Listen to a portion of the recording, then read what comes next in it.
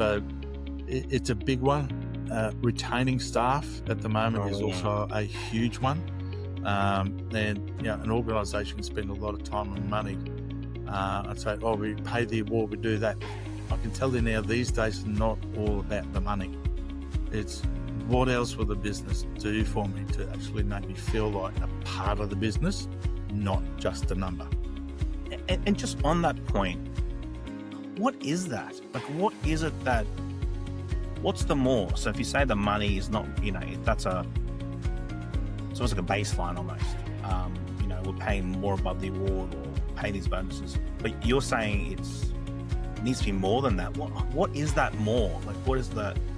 I suppose it's a big question, but I'm not sure if you can answer it. Well, if you want more, there is 1300 is my number. And look, again, it's a good question because it depends on what industry you're in. It totally changes. I mean, we'll go from, let's go your fly and fly out operators. Yep. We'll go and give them, okay, so we've gone from turboprop to a jet now. We give them the hot meal.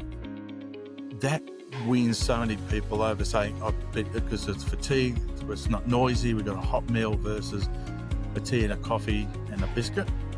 Okay, yes, it's a cost, but there's those type of things. Right. It comes down to, if I'm in town, everyone needs to be back in the office. Okay, is the environment where we sit down and have a coffee break or a cup of tea aesthetically pleasing, where we actually feel like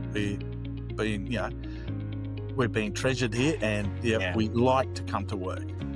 There's so many different things. People putting extra super in, they're doing 4-day weeks. But that comes back to HR actually mapping out what you have to do for a task.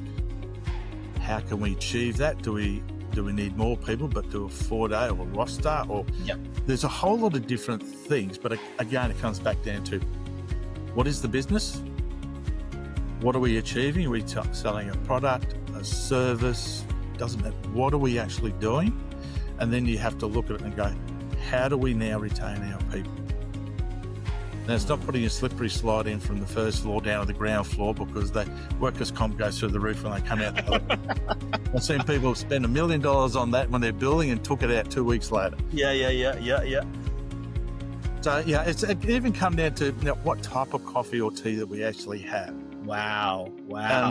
It's amazing, just a little bit, and they go, but we spent next to $2,000 on coffee this year. Have you had anyone leave? No.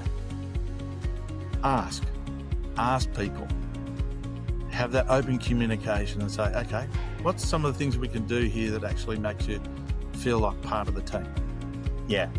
And of course you're going to get people who I want to be delivered in a Rolls Royce in the morning, and you're going to have pie in the sky sort of stuff, but there'll be little tiny things all of a sudden, and you just got to look at diversity of your workforce. What is your workforce made up of?